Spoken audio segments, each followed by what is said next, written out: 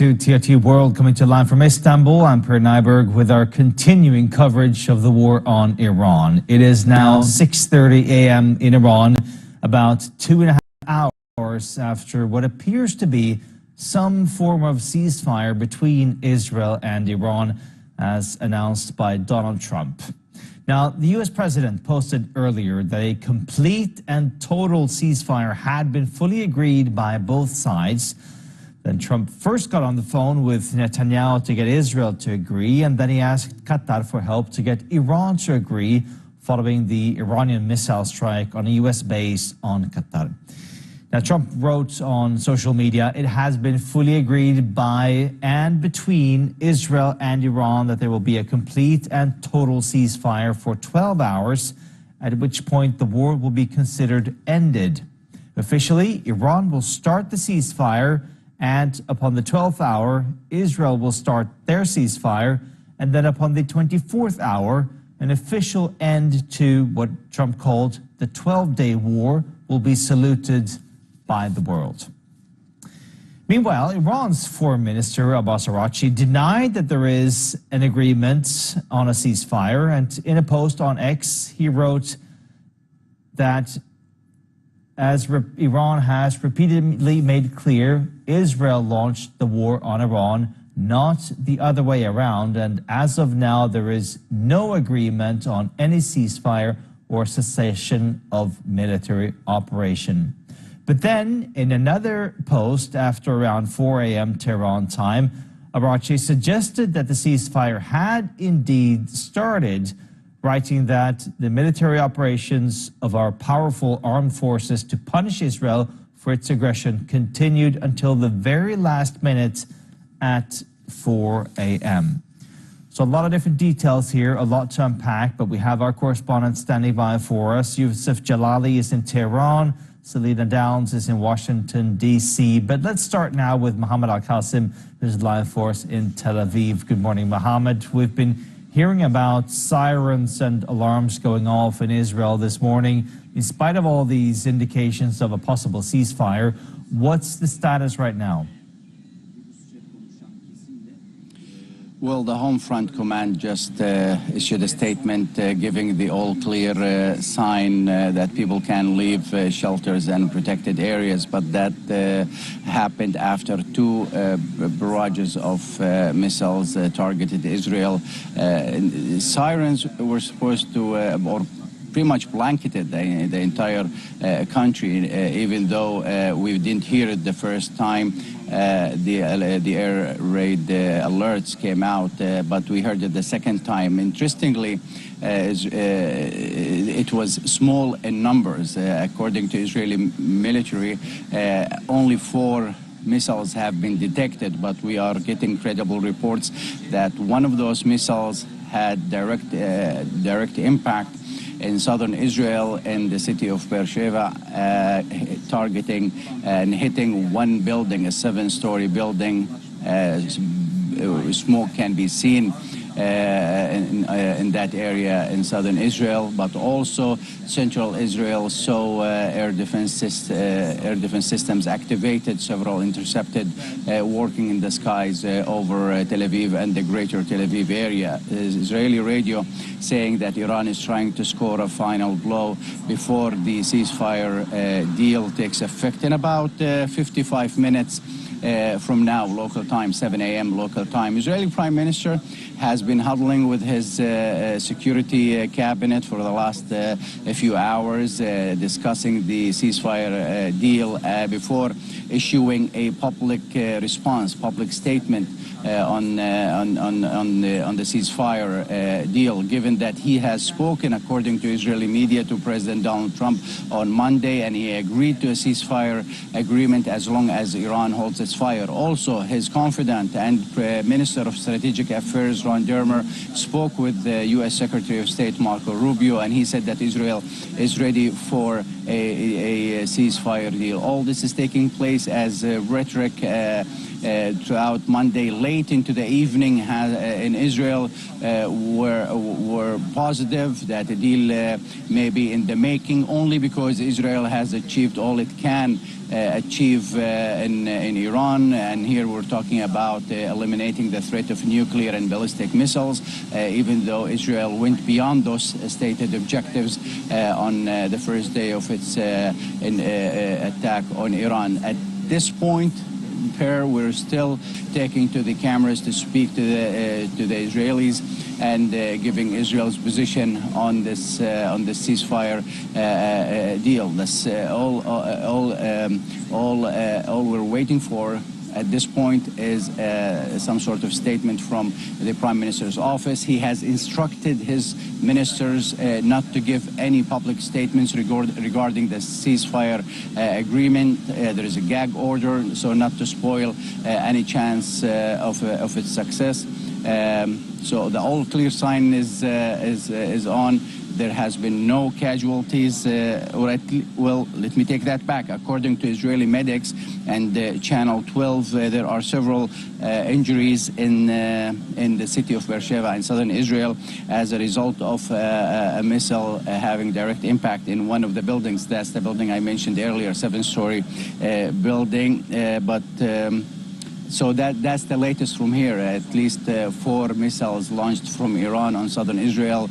Air raid sirens blanketed Israel from the most extreme point in southern Israel all the way to the northern border with Lebanon and Syria. Air raid sirens also blanketed the whole country, with interceptors working at intercepting the missiles. But one projectile did have a direct impact in the city of Beersheba, with injuries reported according to the Israeli medics. And the building, from what we have been looking at, the images from there, has extensive damage to it.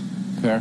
Of course, we're in this very fluid situation right now where we only have the U.S. president's words saying that there is a ceasefire in place, an agreement between Israel and Iran. We have the Iranian foreign minister saying that, well, as of 4 a.m. Iran time, they stopped their operations and things got quiet in Iran. But then we have these Iranian missiles now hitting Israel, an actual impact in Israel with, as you just mentioned, several injured. Is there a risk now that this ceasefire could be in jeopardy and that Israel will, in fact, respond to this latest wave of missiles coming from Iran? There is a high risk that it could collapse if Israel chooses to retaliate. Then Iran may feel compelled to retaliate, and then the ceasefire may be end before it even started.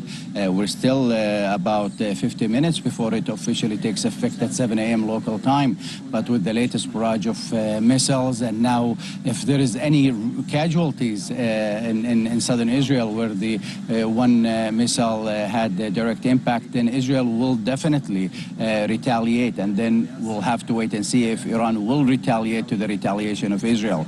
So there is nothing guaranteed, even though President Trump has been talking about a ceasefire in place, and agreed on, sealed and done. I think that's premature at this point. It's going to happen. It's definitely going to happen based on the statements we're hearing from both sides. But at the same time, as long as both sides continue their attacks at each other, the tit for tat, then this will definitely jeopardize this ceasefire taking effect.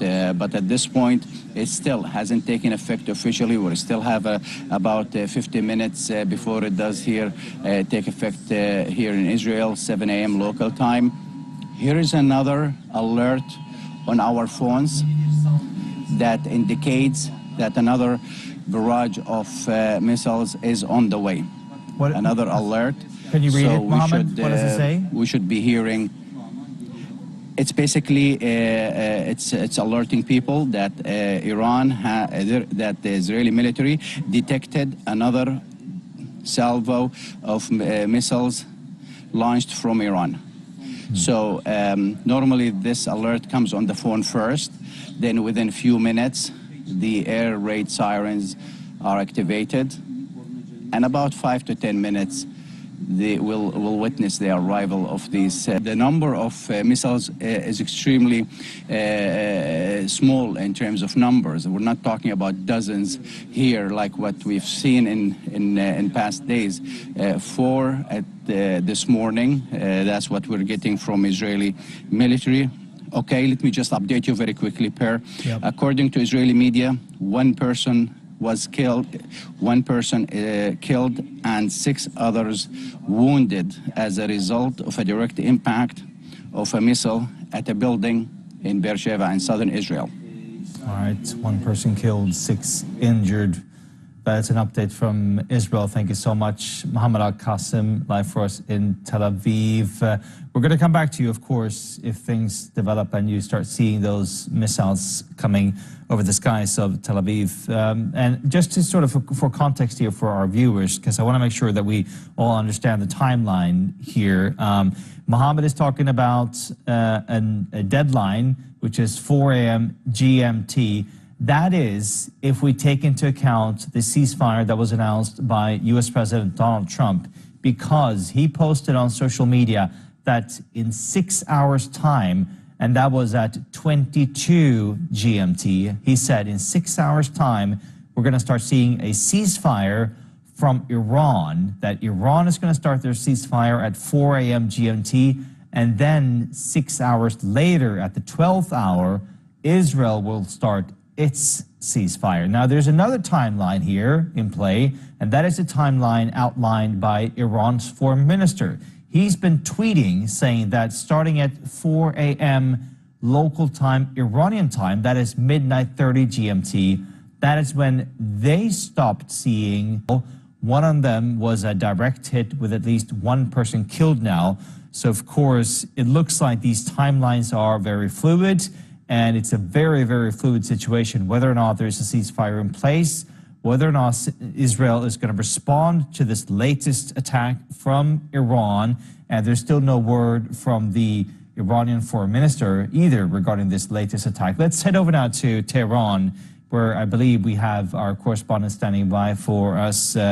Let's see if we can go to Tehran. Yusuf Jalali has been following these developments all night. Yusuf, help us understand this word from Araghchi, the Iranian foreign minister, saying that they stopped their military operations at 4 a.m. Tehran time. But now, obviously, we have Iranian missiles hitting Israel, even killing 1 person.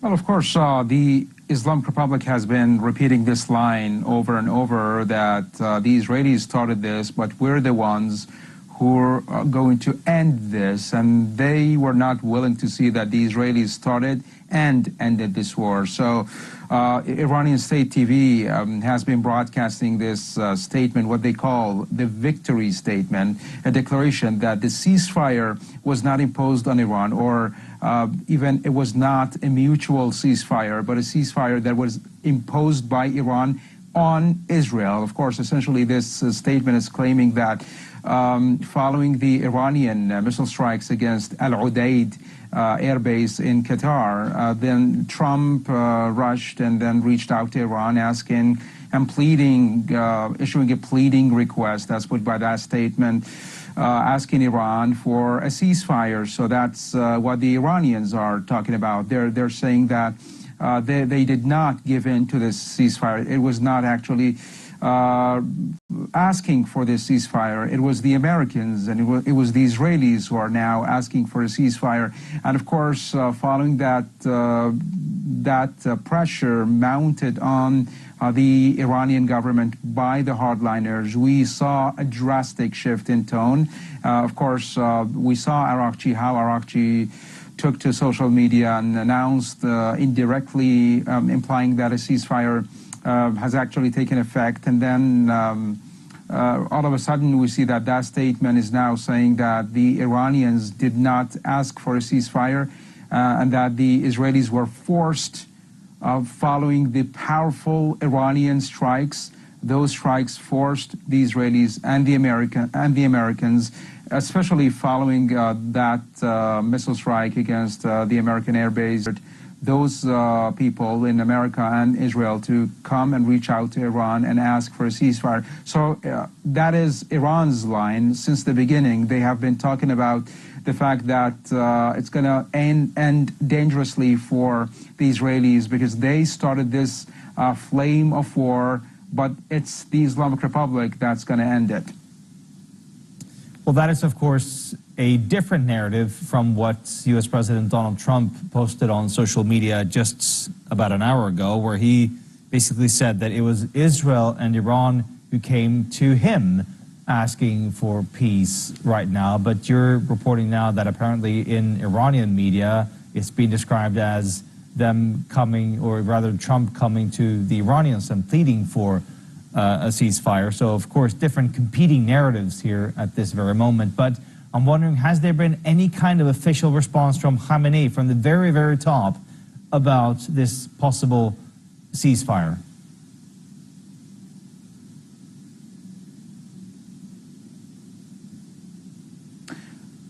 Not yet. Of course, we've not been seeing him recently showing up frequently, but unlike the first days of the conflict, he appeared twice. The first message was directed at Israel, and the second message was directed at Trump himself and the United States. If we remember, the second televised message was directed at Trump, saying that if the United States moves and involves itself in any kind, of course, we see now that has happened actually on the part of Iran, at least. That's what the Islamic Republic has been trying to portray, or tries to feed the public or the hardliners, that the Iranian response has been harsh, has been punitive, has been, of course, has made the United States move and scramble to try to find a solution to launches more attacks within the hardliner camp. That is the narrative that satisfies or convinces the hardliner base in Iran, because they're the ones who lead the anti-Western narrative in Iran. And if they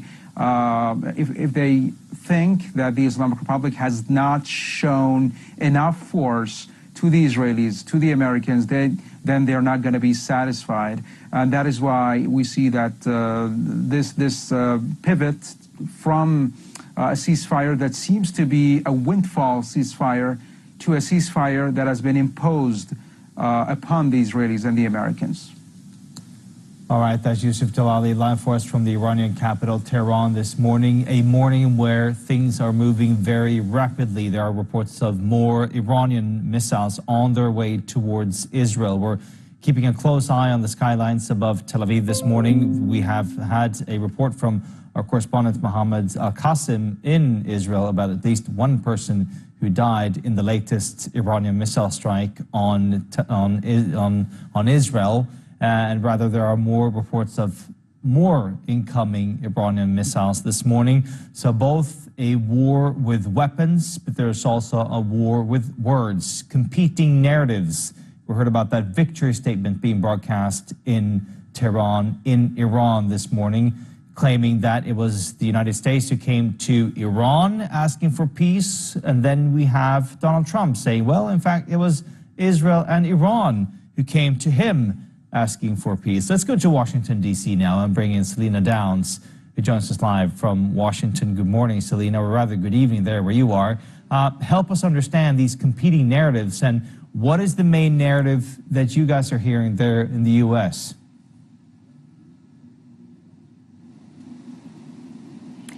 It's really interesting, isn't it, just hearing the narratives coming out of Israel and Iran, especially from Reza in Iran, saying the Iranians are basically suggesting that President Trump came to them, when, of course, President Trump has been boasting on that Truth Social post that Israel and Iran came to me almost simultaneously, he said, and they said peace, and I knew the time was now. And he says the world and the Middle East are the real winners.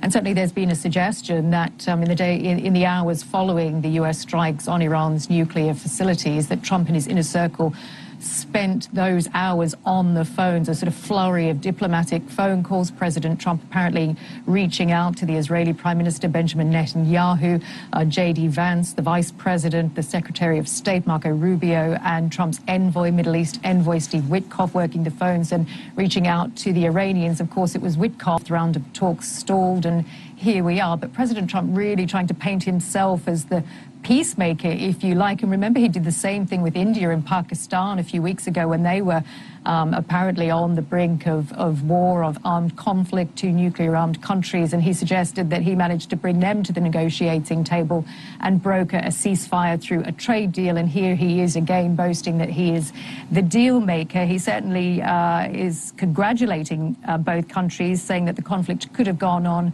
for years and destroyed the entire Middle East. And then he also was thanking Iran for giving the U.S. advance warning of those attacks on a U.S. airbase in Qatar today, calling it a very weak response in retaliation for those U.S. strikes on Iran's key Iranian facilities. But of course, it's interesting because Trump was just really he was beginning to face a real backlash over those U.S. strikes on Iran's nuclear facilities, especially the fact that he hadn't sought Congress approval. We saw all those anti-war protests springing up in cities across the country here on Sunday. And he was really starting to feel the heat about that U.S. mission. And now he can say he's boasting basically that he's brokered this ceasefire. But of course, still a lot of questions to answer. Congress is seeking those answers to questions that they have about the U.S. mission, about the legality of it, about President Trump going off unilaterally and giving the attack order essentially without Congress approval, and also questions remaining about just how significant the damage is to Iran's nuclear facilities and whether they were totally obliterated, as President Trump suggests they are, or as the chairman of the Joint Chiefs of Staff suggested, they were severely damaged, significantly damaged, but that we won't know. We won't be able to assess the damage for another few weeks. Now, Selena, as that is according to the Israeli Emergency Services, 3 people killed and several others injured.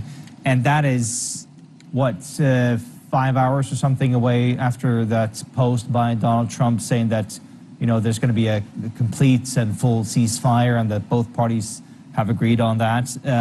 Is this starting to look bad for Donald Trump?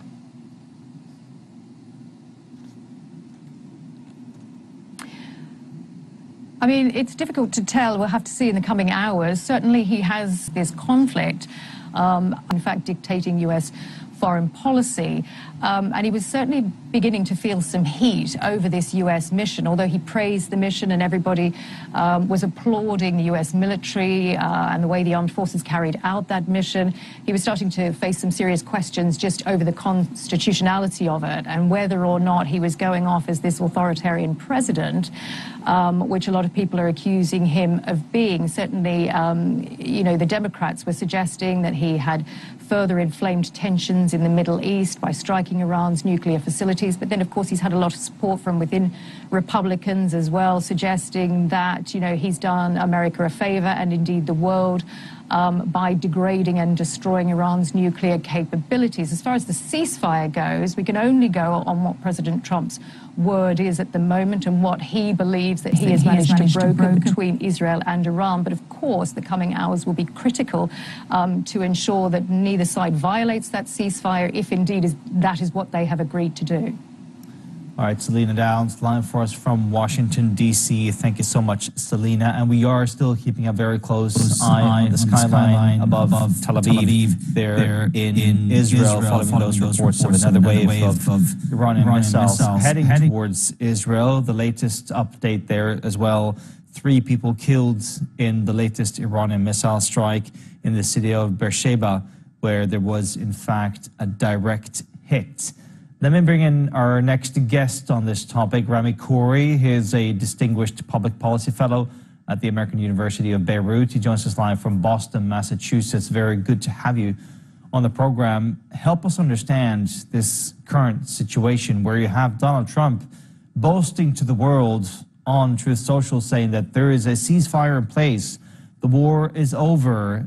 The world is going to remember this as the 12-day war. And then you have in Iran this victory statement saying that, in fact, it was Donald Trump who rushed to them following that strike on that U.S. airbase in Qatar, pleading for peace. And now we have missile strikes in Israel with at least 3 people who appear to have died in that strike. Help us understand the situation.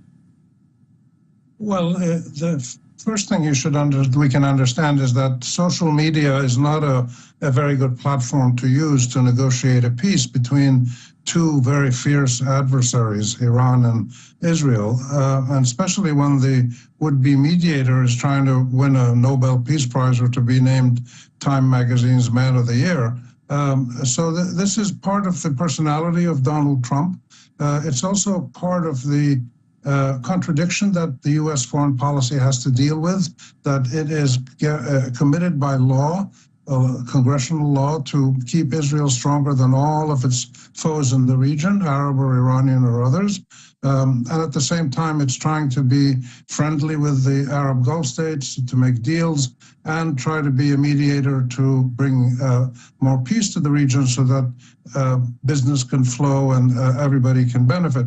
It's hard to balance all of those things at the same time. The reality is that Iran and Israel would like to not be at war, but the fact that the U.S. joined this war on the Israeli side makes this very difficult because achieving a ceasefire will only happen when terms of a ceasefire can be reasonably fair to both sides, and as in any ceasefire.